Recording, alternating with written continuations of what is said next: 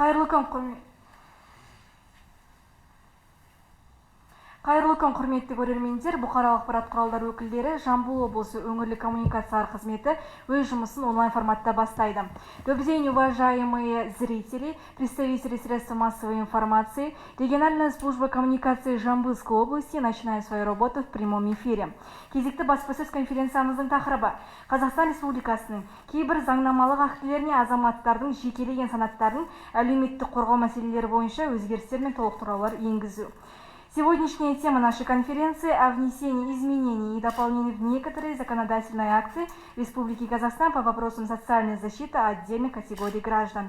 Осы тақырып төңірегінде сөз қозғайтын бүгінгі спикерімізбен таныстырып өтейін.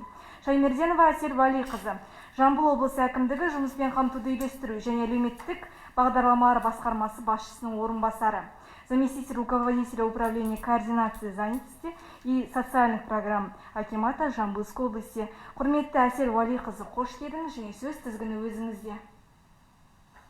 Рахмет, Аружан.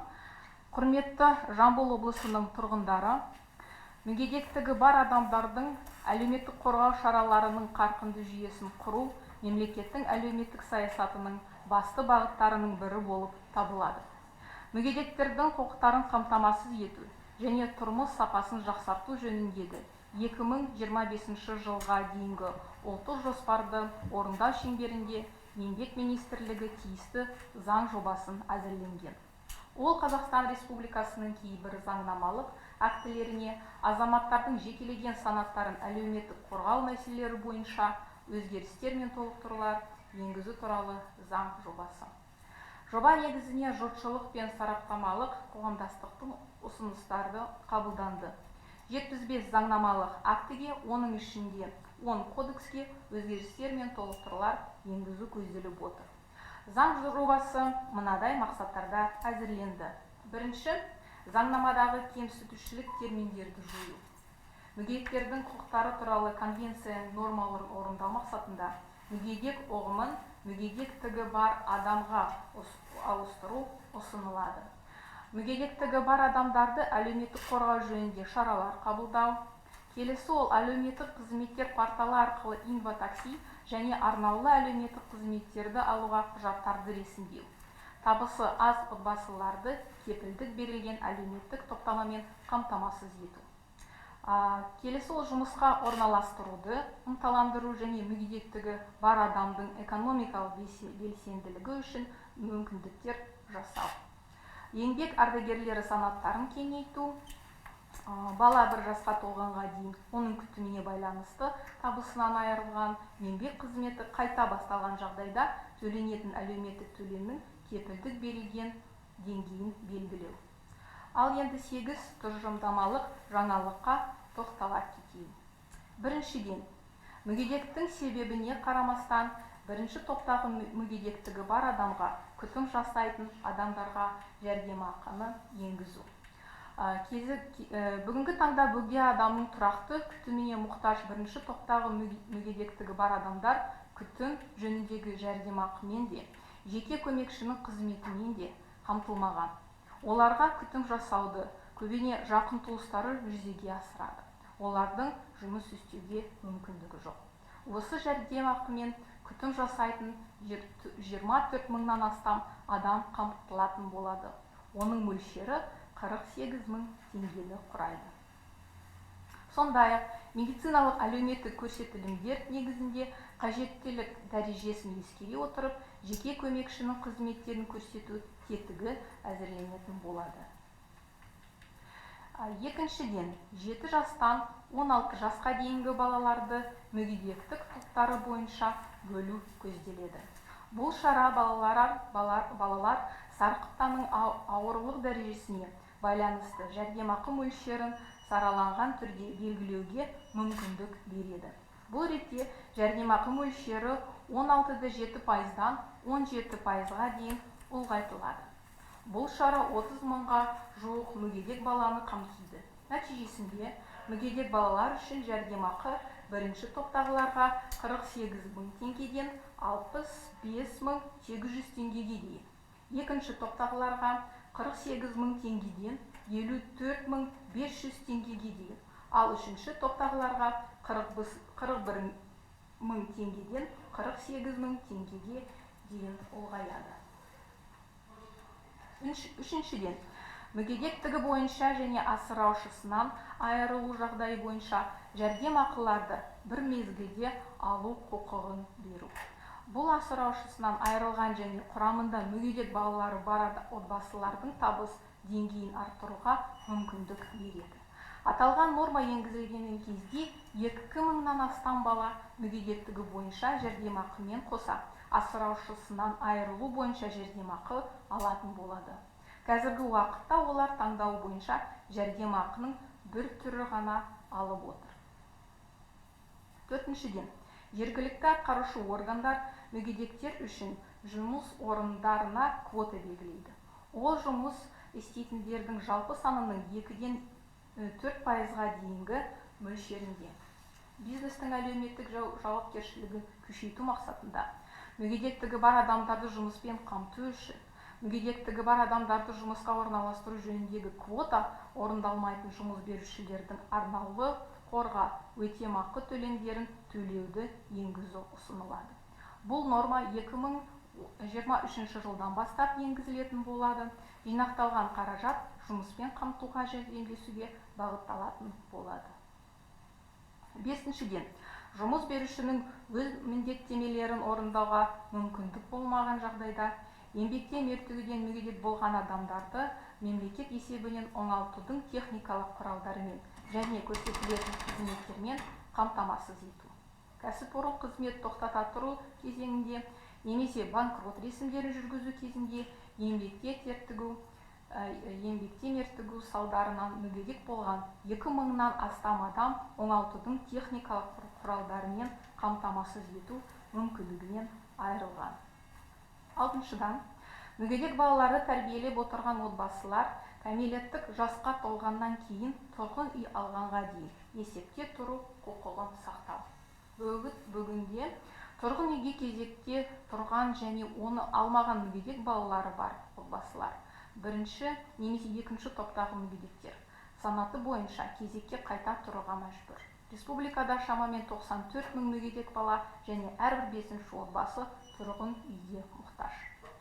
Жетіншіден, алушы еңбек немесе кәсіпкерлік қызметін қайта бастаған жағдайда төлемдер республикалық бюджеттен 1 жасқа дейінгі бала күтімі бойынша ұқсас ай сайынғы мемлекеттік жәрдемақы деңгейінде жалғасатын болады.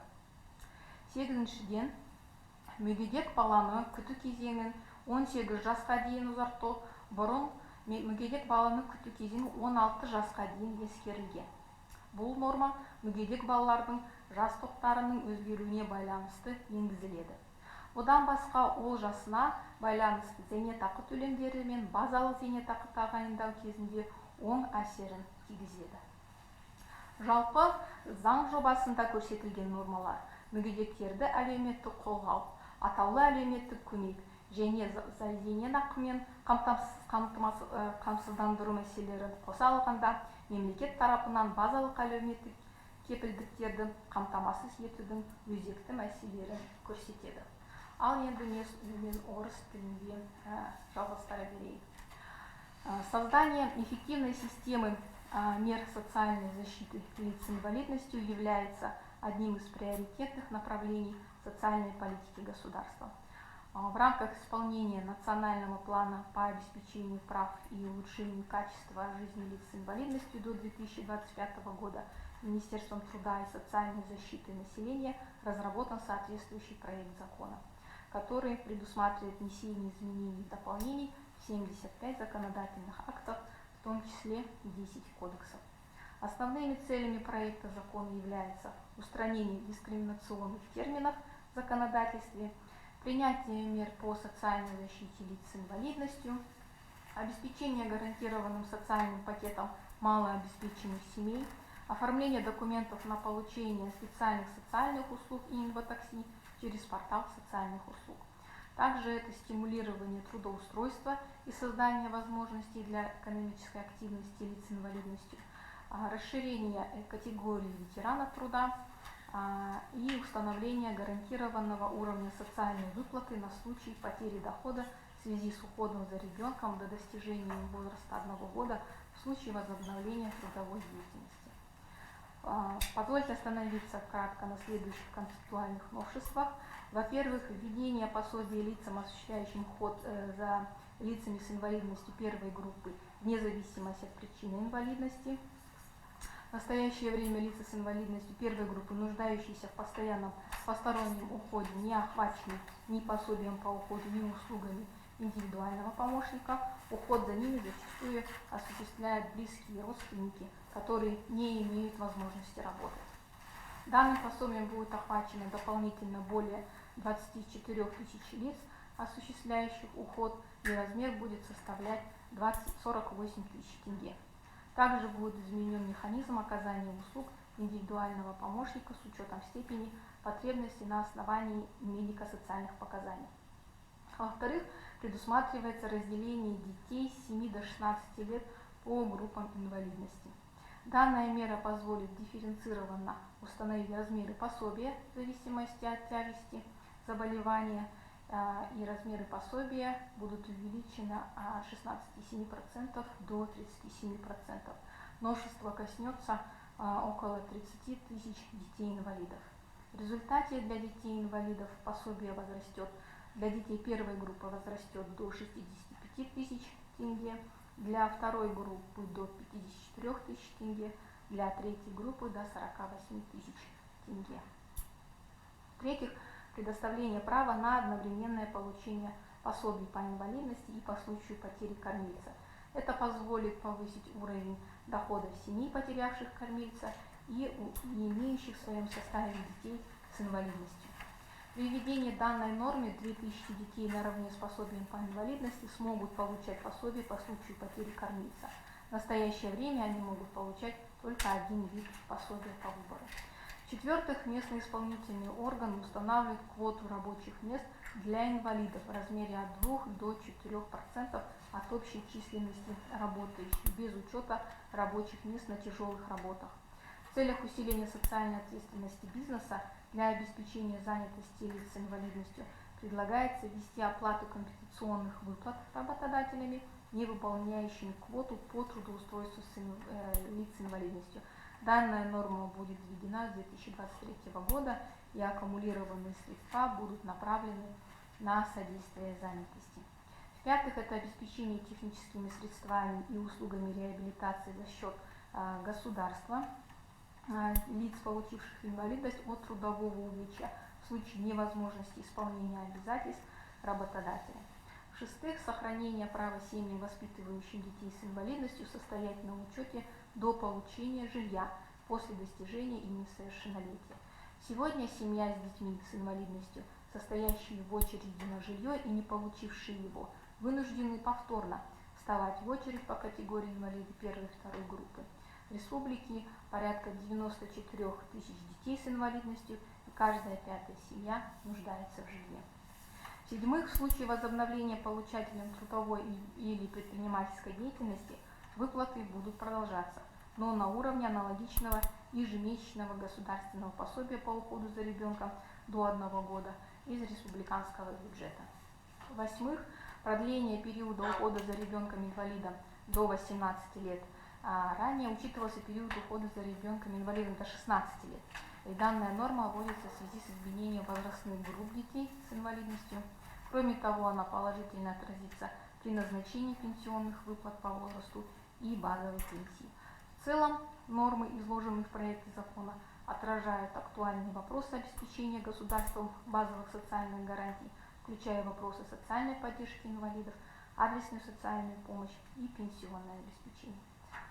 Благодарим доклад, Асер Уалиевна. Құрметті әріптестер, көрермендер, сұрақтарыңыз жоқ болса, осымен баспасөз конференциямызды жабық деп жариялаймыз. Қосымша сұрақтарыңыз болса, өңірлік коммуникациялар қызметінің Facebook парақшасына қалдырып кетсеңіздер болады. Назарларыңызға рахмет, аман сау болыңыздар.